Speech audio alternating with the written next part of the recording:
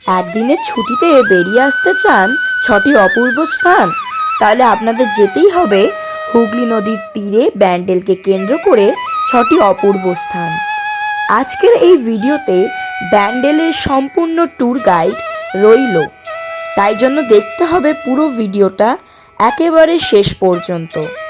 প্রথমে চলে আসি কিভাবে যাবেন। আপনাদের নিয়ারেস্ট রেলওয়ে স্টেশন থেকে পৌঁছে যান শিয়ালদা, এবং শিয়ালদা থেকে কাটোয়াগামী বা অন্য কোনো ট্রেন যা ব্যান্ডেলে ডাইরেক্ট যায় সেরম একটা ট্রেন ধরে ডাইরেক্টলি পৌঁছে যান আপনারা ব্যান্ডেল। কোনো ঝক্কি পোয়াতে হবে না যে আমাদের সবসময় হাওড়ায় যেতে হবে, এমন কোনো ব্যাপার নেই। আমরা কিন্তু গেছিলাম শিয়ালদা থেকে ডাইরেক্ট ব্যান্ডেল। এখন আমরা দাঁড়িয়ে রয়েছি ব্যান্ডেল স্টেশনে। আমরা ফাইনালি পৌঁছে গেছি আমাদের গন্তব্যে। শিয়ালদা থেকে আমরা কাটোয়া লোকাল ধরে চলে এসেছি ব্যান্ডেলে। তো চলো ওখানে বাইরে যাওয়া যাক এবং যা যা করবো বাকি সব কিছু দেখাবো।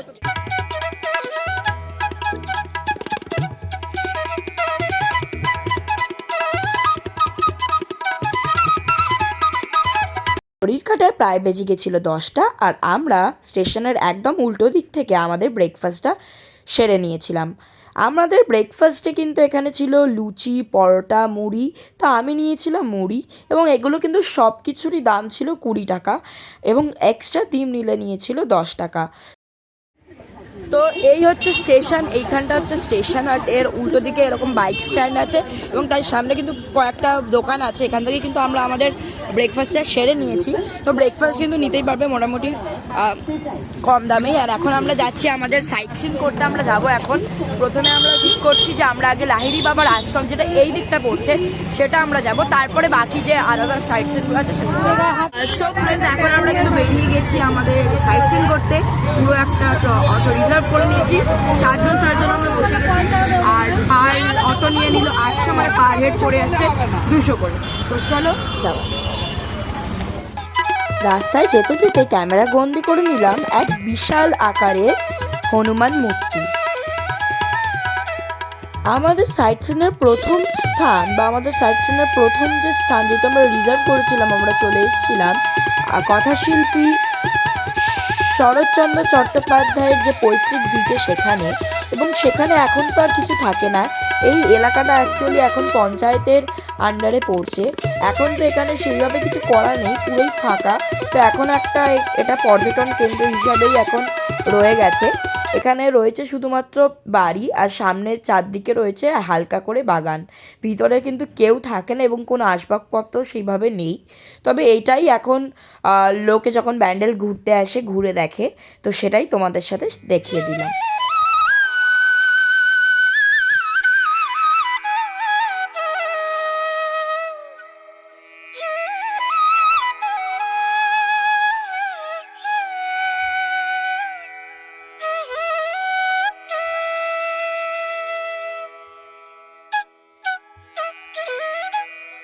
তো এখানে হয়ে গেল, এবার আমরা যাব আমাদের নেক্সট ডেস্টিনেশন।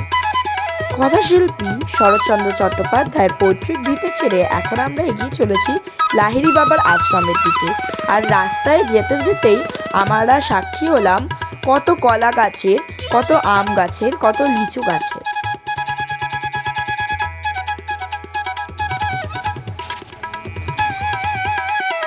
দেখো, দেখতে দেখতে আমরা পৌঁছে গেছি লাহিড়ী বাবার আশ্রমে। আর এই হচ্ছে লাহিড়ী বাবার আশ্রমের বাইরের গেট, অর্থাৎ এটা পার্কিং এরিয়াই বলা যায়। দেখছো কত আম গাছ এখানে কিন্তু রয়েছে। দূরে কিন্তু এদিকে কলা গাছও রয়েছে প্রচুর। তো ফাইনালি আমরা ঢুকে যাচ্ছি আধারালয় বা লাহিড়ী বাবার যে মূল আশ্রমে সেই যেখানে।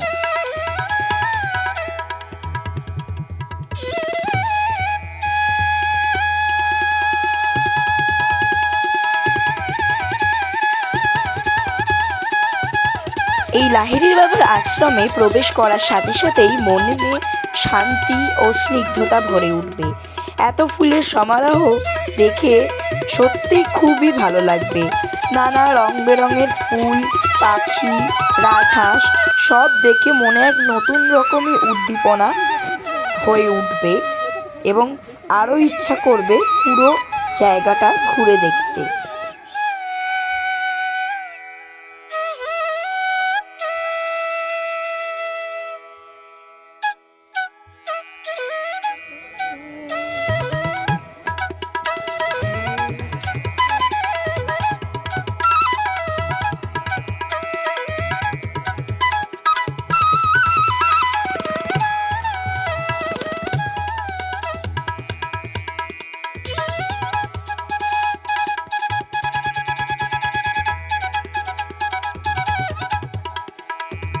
আমরা কিন্তু লাহিড়ী বাবার মূল মন্দিরে পরে যাব।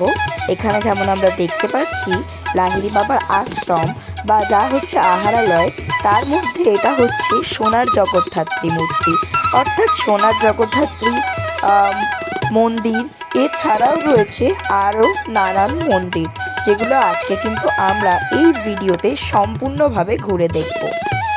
এই লাহিড়ী বাবার আশ্রম বিশাল বড় জায়গা নিয়ে কিন্তু স্থাপিত হয়েছে হুগলি নদীর একেবারে তীরে। আর এখন আমরা কিন্তু এগিয়ে চলেছি নানা দিকে, নানা প্রাঙ্গণে। মূল মন্দিরটা কিন্তু একেবারে অন্যদিকে। এখন আমরা চলে এসেছি এই দিকে, যেখানে রয়েছে শিব মন্দির। এছাড়াও রয়েছে আরও বিভিন্ন মন্দির, আর ফুলের বাগানে চারদিকই ভরিপূর্ণ।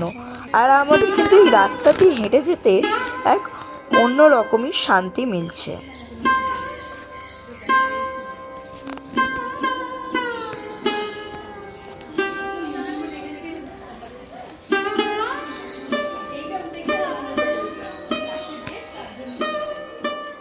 শান্ত স্নিগ্ধ গাছগাছালি ভরা পথ, তা দিয়ে এখন আমরা এগিয়ে চললাম সামনের দিকে।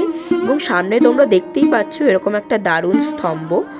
তো এরপরে ওই দিকে রয়েছে একটা মন্দির, অর্থাৎ ওখানে রয়েছে একটা শিবের মন্দির। এর ঠিক একদম পিছন দিকেই সেটা দেখতেই পাচ্ছ। গাছগাছালি দিয়ে এই পরিবেশটা কিন্তু পুরোই ভরা, দেখতে কিন্তু অসাধারণ লাগছে।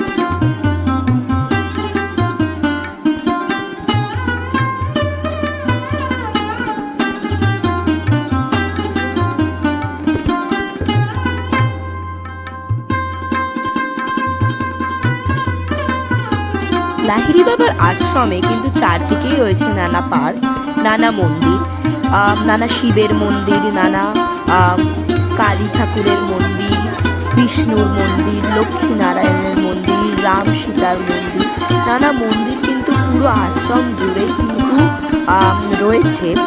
এই আশ্রম কিন্তু শ্যামাচরণ লাহিড়ী বাবার উদ্দেশ্যে কিন্তু 2003 সালে নির্মাণ করা হয়, যেমন তোমরা দেখতেই পাচ্ছ। এখন আমরা চলে যাব এর মূল মন্দিরে। তো তোমরা কিন্তু দুভাবে এখানে আসতে পারো, নইলে তোমরা প্রথমেই ঘুরে দেখতে পারো এই লাহিড়ী বাবার আশ্রমে, নয় সব থেকে শেষে এই জায়গাটা তোমরা কিন্তু ঘুরে দেখতে পারো। আমরা কিন্তু আগেই চলে এসেছিলাম, আর এখন বাজে প্রায় 12:15, আর এখন আমরা চলে যাচ্ছি একেবারে মূল মন্দিরের দিকে। এই মূল মন্দিরটি কিন্তু 12টা পর্যন্ত খোলা থাকে, আবার বিকেল 3:30-এর পরে ঢোকার আগেই কিন্তু তোমরা দেখতে পাবে সেই মহাভারতের যে রথ, যেখানে কৃষ্ণ ছিলেন অর্জুনের সারথি এবং পিছনে ছিলেন অর্জুন তীরধনুক হাতে। এবং তারপরেই এখন আমরা জুতো খুলে, ওখানে জুতো খোলার অপশন আছে যেটা তোলা হয়নি, তো ওখান থেকে জুতো খুলে এখন আমরা বাঁশের সারি দিয়ে এগিয়ে চলেছি মূল মন্দিরের দিকে। দেখো এরকম বাঁশ দিয়ে কিন্তু ব্যারিকেড করা রয়েছে। এই হচ্ছে লাহিড়ী বাবার যে মূল মন্দির, লাহিড়ী বাবা আশ্রমের যে মূল মন্দির, সেটা হচ্ছে এইটি। ভিতরে কিন্তু কোনো মোবাইল বা ক্যামেরা অ্যালাউড না, যাই জন্য আমরা কোনো ফটোগ্রাফি কিন্তু করতে পারিনি।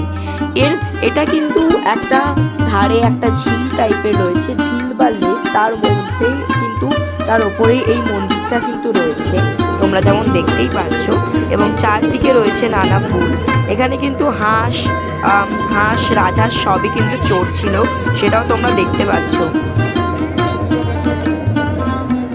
মূল মন্দিরে অবস্থান করছিল লাহিড়ী বাবা, অর্থাৎ শ্যামাচরণ লাহিড়ী এবং তার স্ত্রী। এছাড়াও ছিল হনুমানের মন্দির, রামের মন্দির, সীতার মন্দির, লক্ষ্মণের মন্দির। এছাড়াও কিন্তু একদিকে কিন্তু পরিষ্কারভাবে যেটা ছিল সেটা হচ্ছে মা দুর্গা, মা কালী এবং মা লক্ষ্মী। এছাড়াও ছিল লক্ষ্মী নারায়ণের মন্দির। সব কিছু ঘুরে এখন আমরা বেরিয়ে যাচ্ছিলাম, মাঝে দেখলাম যে ওখানে হচ্ছিল, কিন্তু এখানে কিন্তু ভোগ প্রসাদও পাওয়া যায় মাত্র 50 টাকার বিনিময়। তো যারা খেতে চায় তারা কিন্তু খেতেই পারে। এখন বাজে প্রায় 12:30 মতো, আর এখনই কিন্তু পাওয়া যাচ্ছিল। আমরা আর ওই দিকে কিছু খাইনি, আমরা এখন চলে গেলাম আমাদের পরবর্তী গন্তব্যের উদ্দেশ্যে। মানে আমরা বেরিয়ে পড়লাম আমাদের পরবর্তী গন্তব্যের উদ্দেশ্যে। আমাদের আজকের দিনের ব্যান্ডেল ট্যুরের তৃতীয় যে গন্তব্যস্থান সেটা হচ্ছে গায়ত্রী আশ্রম, যেখানে কিন্তু আমরা ইতিমধ্যে ঢুকে যাচ্ছি। গায়ত্রী আশ্রমে কিন্তু সেইভাবে জনবহুল কিছু নেই, তবে যেগুলো আছে সেগুলোই তোমাদের এক ঝলকে কিন্তু আমি একটুখানি দেখিয়ে দিচ্ছি।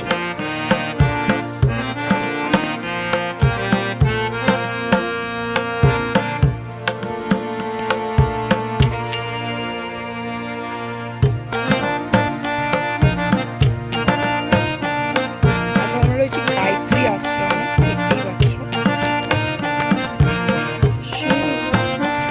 এখন আমরা ইতিমধ্যে উপস্থিত হয়েছি গায়ত্রী আশ্রমের প্রাঙ্গণে। পুরো গাছগাছালি দিয়ে ভরা এই অঞ্চল, আর এইদিকে রয়েছে একটু গরু, তো ওই দিকটা আমরা যাবো, মানে গোশালা টাইপের রয়েছে।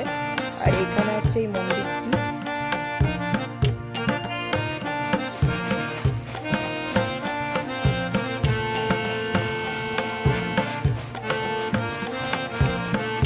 ফাইনালি এই মূল মন্দিরে আমরা কিন্তু প্রবেশ করছি এইবারে।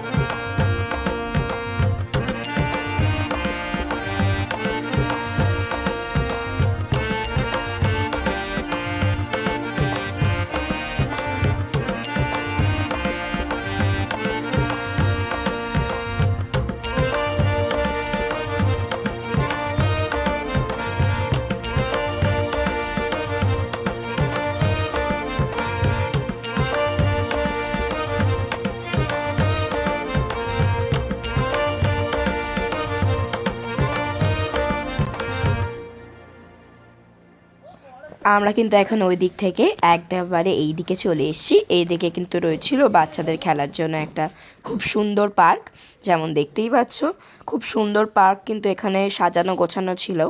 আর আমরাও এখন একদম বসে বাচ্চা হয়ে গেছি, সবাই এখন বাচ্চাদের মতো কিন্তু দোলনা তারপরে নানান রাইডস চড়তে কিন্তু ব্যস্ত হয়ে গেছে।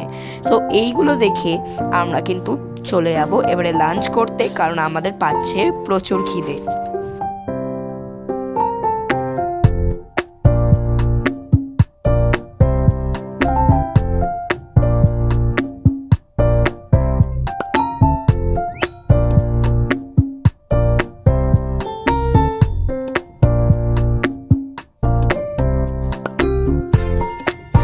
তো আমরা গায়ত্রী আশ্রম থেকে বেরিয়ে ঠিক করেছিলাম চলে যাব ব্যান্ডেল চার্চের দিকে। তো ব্যান্ডেলের চার্চের দিকে যাওয়ার সময় অটো থেকে হঠাৎ করে চোখে পড়লো যে এখানে রয়েছে সেই হাঁড়ি বা কলসির যে কারখানা, সেইগুলো কত মাটি কত হাঁড়ি, যেগুলো কিন্তু এখানে কত কত তৈরি করা হচ্ছে তোমরা দেখতেই পাচ্ছ। এখানে কিন্তু তখন তৈরি করা হচ্ছিল না সেই মুহূর্তে, কিন্তু দেখো এখানে তৈরি করে কত রয়েছে। এছাড়াও দেখো এখন আমরা ভিতর দিকে চলে যাচ্ছি, এখানে কত মাটি রয়েছে। এরপর দেখতে পাচ্ছি এখানে কত ধরনের কলসি মাটি এগুলো রয়েছে, মাটির কলসি মাটির সব ভাঁড়, এগুলো কিন্তু ওরা কিন্তু সব পাইকারি রেটে বিক্রি করে, যেগুলো এখানে আসে এবং আমরা সেগুলোকে পরে কিনে থাকি। এই জায়গাটা হচ্ছে পোড়ানোর জায়গা, মানে যেখানে কিন্তু মাটি ওই যেমন আমরা বাইরেগুলো দেখালাম যে হাঁড়িগুলোকে করে যেখান থেকে ওই দিক থেকে আগুন দিলে এগুলো কিন্তু ওরা জ্বালায়, জ্বালিয়ে কিন্তু গাগুলোকে ঘষে পরিষ্কার করে কিন্তু ওরা পাইকারি রেটে এগুলো বিক্রি করে। তোমরা দেখতেই পাচ্ছ এখানে কত একসাথে হাঁড়ি রয়েছে। মাটির কলসি ভাঁড় সরা এইসব কারখানা ছেড়ে এখন আমরা এগিয়ে চলেছি হংসেশ্বরী মন্দির, যা ব্যান্ডেলের এক অন্যতম দ্রষ্টব্য স্থান, তার উদ্দেশ্যে এই দিল্লি রোড ধরে।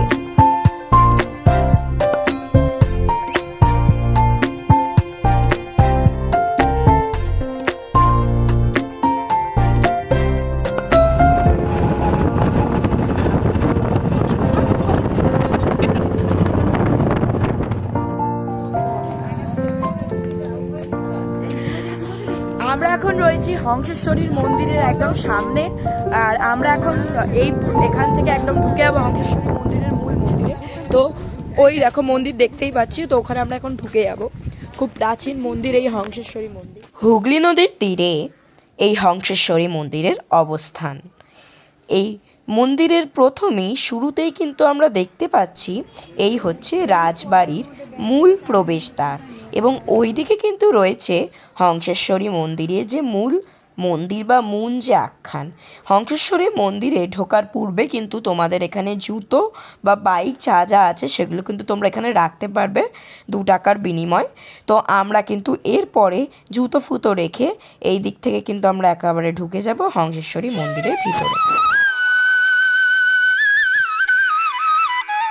বাঁশবেড়িয়ার এই হংসেশ্বরী কালী মন্দির নির্মাণের কাজ শুরু হয় 1799 খ্রিস্টাব্দে রাজা নৃসিংহদেবের হাত ধরে, কিন্তু এই মন্দির নির্মাণের কাজ সম্পন্ন হওয়ার আগেই তার মৃত্যু হয়।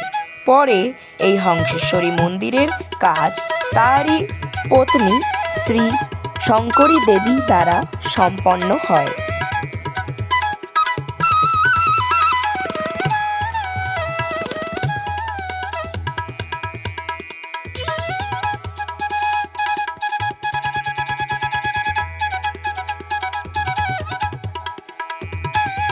হংসেশ্বরী কালী মন্দিরকে কেন্দ্র করে রয়েছে কয়েকটি শিব মন্দির, যেটা কিন্তু পুরো এই মন্দির প্রাঙ্গণে কিন্তু ছড়িয়ে রয়েছে। এছাড়াও কিন্তু প্রত্যেক দিন এখানে কিন্তু ভোগের ব্যবস্থা রয়েছে, যা কিন্তু তোমরা 50 টাকার বিনিময়ে তোমরা কিন্তু গ্রহণ করতে পারো। এখানে খিচুড়ি ভোগ, যখন দেখো এখানে সবাই বসে খাচ্ছে, এখন বেজে গেছিলো প্রায় 1:30টা, তো এখন প্রায় ভোগের শেষের দিকে, তাই জন্য আমরা কিন্তু ভোগ গ্রহণ করিনি, কিন্তু অনেক সময় কিন্তু ভোগ তোমরা এখানে পেয়ে যেতে পারো, এবং তোমাদের যদি লাক ভালো থাকে তোমরা কিন্তু এই ভোগ গ্রহণ করতে পারো। হংসেশ্বরী মন্দিরের ঠিক একদম পাশে রয়েছে এই টেরাকোটার কাজওয়ালা পুরো কাজ করা একেবারে যুগান্তর যে বাসুদেব মন্দির, যেটা দেখতেই পারো, যেটা কিন্তু একেবারে প্রবেশ নিষিদ্ধ করে দিয়েছে। ওই জায়গাটা কিন্তু পুরো ঘিরে প্রবেশ নিষিদ্ধ, তবে এখান থেকে বাইরে থেকেই কিন্তু তোমরা এই কাজটা সুন্দরভাবে দেখতে পারো। পিছন দিকে ছিল একটা গার্ডেন। মোটমাট যাই বলো, হংসেশ্বরী মন্দির, যুগান্তর, বাসুদেব মন্দির সবই কিন্তু অসাধারণ আর্কিটেকচার, অসাধারণ কাজ দ্বারা কিন্তু প্রত্যেকটা মন্দির নির্মিত, যা কিন্তু বারবার সকলের মন ছুঁয়ে যায়। পর আমরা হংসেশ্বরী মন্দির থেকে বেরিয়ে চলে এসেছিলাম আমাদের একটা রেস্টুরেন্টে, যেখানে আমরা ওই দিন করে নিলাম আমাদের দুপুরের লাঞ্চ, যেটা ছিল চিকেন থালি, এবং আমি কিন্তু নিয়েছিলাম বিরিয়ানি। দেখতেই পাচ্ছ এখানে রয়েছে আমাদের চিকেন বিরিয়ানি, এখানে আমাদের মারা নিয়েছিল চিকেন থালি, আর ওইদিকে কিন্তু অনেকে নিয়েছিল ফ্রাইড রাইস, চিলি চিকেন, এছাড়াও নিয়েছিল mixed fried rice, chicken pakora etcetera. তো এগুলো সব কিছু দিয়ে কিন্তু আমরা এখন পেট পুজো করে আমরা কিন্তু চলে যাবো আমাদের পরবর্তী গন্তব্য, এবং সেটা তোমাদের কিন্তু দেখাবো। তো দেখো এখন সবাই খাচ্ছে, এখন আমরাও খাওয়াটা শেষ করে নিই, তারপরে তোমাদের সাথে আবার দেখা করছি।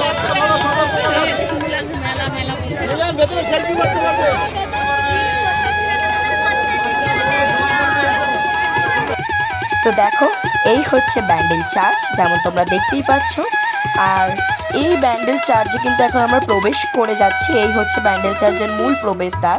এই দিকে কিন্তু চলছিল ব্যান্ডেল চার্চের জন্য মেলা। কয়েকদিন আগেই ছিল ক্রিসমাস এবং নিউ ইয়ার, তাই জন্য কিন্তু এই চার্চটাকে খুব সুন্দর করে রঙও করা হয়েছিল এবং সাজানোও হয়েছিল, যাকে বলা যায়। তো আমরা ইতিমধ্যে রয়েছে ব্যান্ডেল চার্চে, যা হচ্ছে এখানকার সবচেয়ে মোস্ট টুরিস্ট অ্যাট্রাকশন, এবং যেহেতু সবে ক্রিসমাস গেছে আর আজ হচ্ছে 2রা জানুয়ারি 2025, তাই জন্য কিন্তু এখানে এখনও পর্যন্ত এইরকম একটা ইন্টারফেসে ওভারঅল রয়েছে, কারণ এটা সারা বছর থাকে না। ইভেন এখানে রঙও হয়েছে, দেখতে পাচ্ছি এখানে পুরো নীল কালার রং হয়েছে। আর আমরা এখন এইটা হচ্ছে ওয়ে টু চার্চ, এরখান থেকে কিন্তু আমরা ঢুকে যাবো চার্চের দিকে। আজ ছুটির দিন এবং আজকে কিন্তু প্রচণ্ডই ভিড়। আমরা কিন্তু ব্যান্ডেলের সবথেকে জনবহুল স্থান এবং সবচেয়ে মোস্ট ট্যুরিস্ট অ্যাট্রাক্টেড যে প্লেস, সেই ব্যান্ডেল চার্চ, সেই ঐতিহাসিক ব্যান্ডেল চার্চের প্রাঙ্গণে কিন্তু আমরা দাঁড়িয়ে রয়েছি, যা 1599 খ্রিস্টাব্দে এই ব্যান্ডেল চার্চ কিন্তু নির্মাণের কাজ শুরু হয়েছিল, এবং আমরা কিন্তু ইতিমধ্যে ঢুকে যাচ্ছি ব্যান্ডেল চার্চের একদম ভিতরে।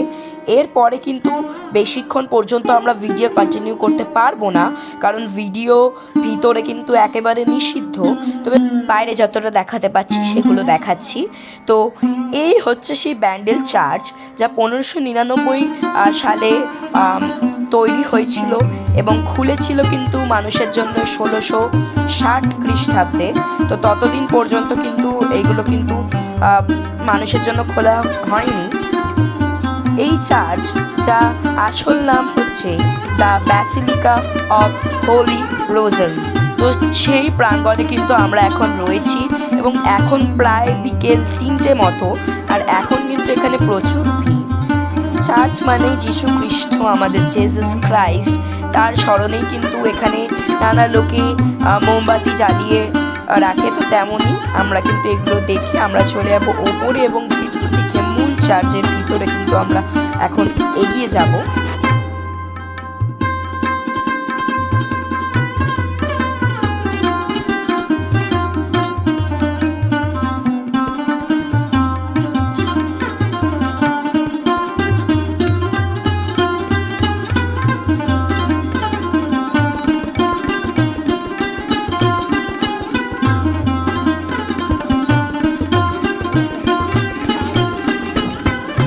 তো আমরা একদম চলে এসেছি চার্চের টপে।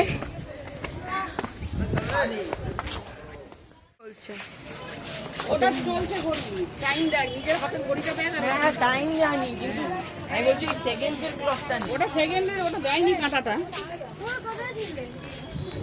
মানে 12টা বাজে, রাত্রি হলে ঘন্টাটা বাজে। এখন আমরা নিচে নেমে যাচ্ছি সিঁড়ি দিয়ে। মাঝে কিন্তু আমরা পরিদর্শন করে নিলাম এখানকার একটা ছোট্ট মিউজিয়াম, যেখানে কিন্তু কাঠ দিয়ে এরকম কিছু একটা বানিয়েছিল। এইদিকে এছাড়াও ছিল ওইদিকে একটা নৌকা, যা কিন্তু এই বক্সে কিন্তু সব কিছু লেখা ছিল যে গাছের কাঠ দিয়ে বা গাছের শিকড় দিয়ে, ডালপালা দিয়ে কী তৈরি করা হয়েছিল এই স্ট্রংটা, সেটার অত পড়া হয়নি। তো এই হচ্ছে জিনিস। তো চলো এবার আমরা কিন্তু বেরিয়ে যাব এবং আমরা চলে যাব আমাদের শেষ গন্তব্য, এবং তারপরে কিন্তু আমাদের আজকে ভিডিওটা শেষ করব। অবস্থান যেটা হচ্ছে ইমামবাড়ি বা ইমামবাড়া, সেখানে আমরা ঢুকে গেছি, চলে এসেছি। ইসলামিক গ্রেট কালচার আর্কিটেকচারের এক সুন্দর পরিদর্শন হচ্ছে এই হুগলির নদীর তীরে অবস্থিত ইমামবাড়ি বা ইমামবাড়া। সেখানে কিন্তু আমরা ঢুকে যাচ্ছি। এন্ট্রি ফি কিন্তু এখানে হচ্ছে 20 টাকা পার হেড, এবং এই বাঁশের ব্যারিকেড দিয়ে আমরা ঢুকে যাচ্ছি, এবং ফরেনারদের জন্য কিন্তু 100 টাকা পার হেড এরকম টিকিট দিয়ে দিল। এই টিকিটে কিন্তু টোটাল 12টা জায়গার দেওয়া আছে। তো এই 12টা জায়গা কিন্তু আমাদের 20 টাকার চারদিকে এবং যুগে কিন্তু টোটাল রয়েছে। তো আমরা কিন্তু এখন এই টিকিটটাকে দেখে যেগুলো যেগুলো এর ভিতর দেখতে পাবো সেগুলো দেখতে কিন্তু আমরা প্রবেশ করে গেলাম এই ইমামবাড়ি একেবারে ভিতরে। এতগুলো কিন্তু দেখানো যায়, জিনিস দেখার আছে এখানে এই ভিতরে, শুধু ইমামবাড়ার ভিতরে, সেটা আমরা ঘুরে দেখবো।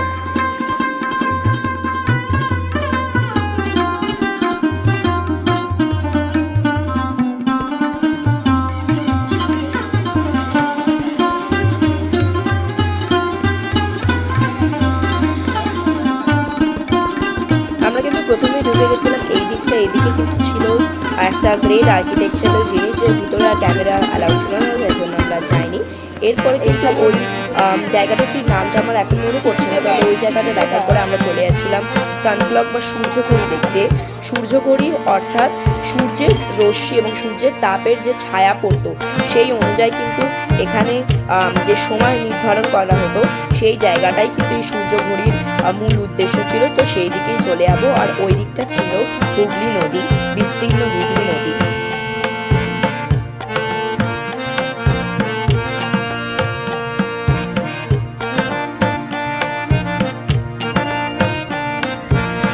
হুগলি নদীর সেই কনকনে হাওয়া কিন্তু আমাদের কিন্তু দারুণই লাগছিল, এবং এখানে ছিল কিন্তু নৌকা বিহার করার এক অসাধারণ সুযোগ।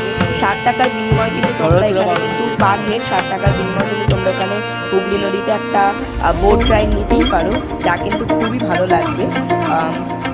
তো চলো আমরা কিন্তু এইগুলো দেখে নিয়েছি। এরপরে আমরা চলে যাবো যে ঘড়ি বা ক্লক টাওয়ার যেখানে, যে বড় ঘন্টাটা, যেখান থেকে ঘন্টাটা বাজানো হয়, তো সেটা দেখতে তো চলো। সেটা দেখার আগে আমরা এখন কিন্তু চলে এসেছি যে রাজা মহারাজাদের ইমামবাড়ার ভিতর যে স্থান ছিল, ম্যাসেজ এরিয়া, বাথ টব এরিয়া, ওয়াটার রিজার্ভার এরিয়া, এই এরিয়াগুলো কিন্তু এখানে বাড়ছিল। আসলে কিন্তু এখানে ছিল ওদের ওয়াশরুম। ওয়াশরুমটাই ছিল নানা ক্ষেত্রে বিভক্ত এবং নানা ক্ষেত্রে কিন্তু এখানে কিন্তু হতো। এখানে কোল্ড ওয়াটার রিজার্ভার ছিল, হট ওয়াটার রিজার্ভার ছিল, ম্যাসেজ এরিয়া ছিল, এগুলো কিন্তু সবই ছিল। মানে বলতে পারে, আমরা কিন্তু বলতেই পারি যে এগুলো কিন্তু ওদের ছিল ওয়াশরুম এবং নানা ক্ষেত্রে যে জলের লাইন, তো সবগুলো। আর এই যে পুরো ওয়াশরুমটা, এটা হয়তো একটা সাধারণ মানুষের বাড়ির থেকেও কিন্তু যথেষ্ট বড়। তো এরপরে কিন্তু আমরা এখন চলে যাবো সেই ঘড়ি বা ক্লক টাওয়ারের দিকে। তো চলো এবার আমরা যাই ক্লক টাওয়ারে। যেতে গেলে আমাদের অতিক্রম করতে হবে প্রায় 152টা সিঁড়ি, এবং 152টা সিঁড়ি যাওয়ার পরে কিন্তু আমরা দেখতে পাবো এই পুরো ক্লক টাওয়ার, সাথে সমস্ত পুরো বিল্ডিংটাই কিন্তু আমরা ওপর থেকে দেখতে পাবো, পুরো ইমামবাড়াটা। তো চলো যাওয়া যাক।